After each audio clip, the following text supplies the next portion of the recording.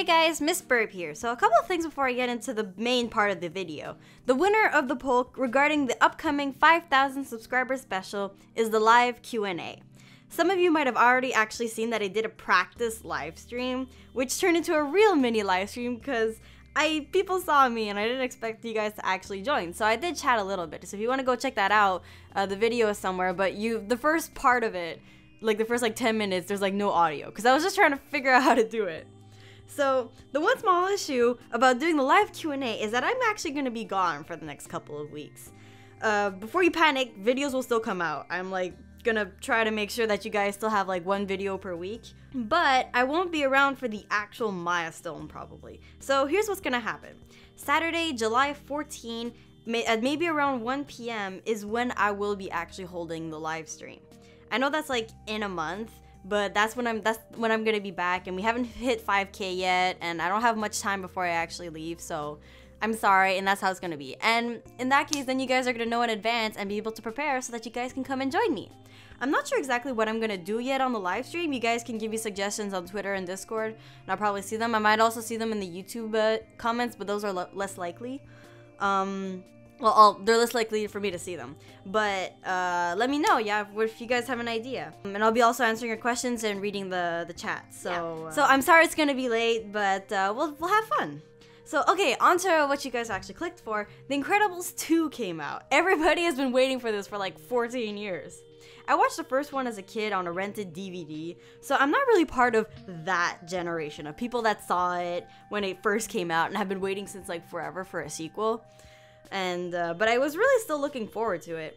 I will split the review in two sections: the critical section with no spoilers, and the experience sections, which does contain spoilers. I find that there is an actual difference. There's the critical, how a movie is actually critically, how the movie, how good it actually is, versus the experience you have it. For example, Black Panther, for me, the experience, I didn't have as good of a time watching the movie, but I think the movie is still a pretty good movie, if you know what I mean. So, alright. So let's get this straight. Just go watch the movie. As a superhero movie, it was thrilling, and it even had a hint of creepiness in it. As a family movie, it's enjoyable and relatable. As a comedy, I was having so much fun, particularly in the first half. The second half I felt it was less enjoyable, perhaps due to the fact that it became more predictable.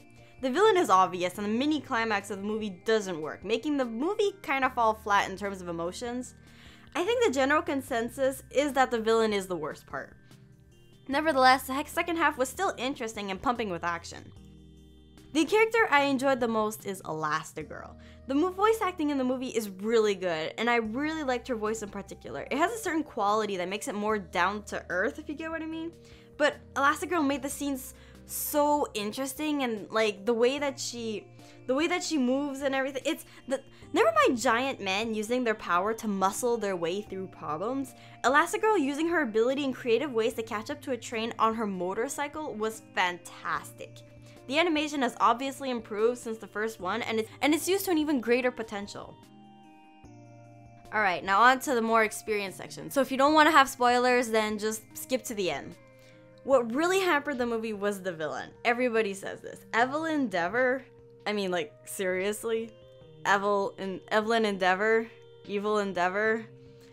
She needs to work on her cover, because it was so obvious. The moment she walks on screen, I'm like, this is the villain, obviously. I still like her character, and I can get behind her motivations, which actually might be an unpopular opinion.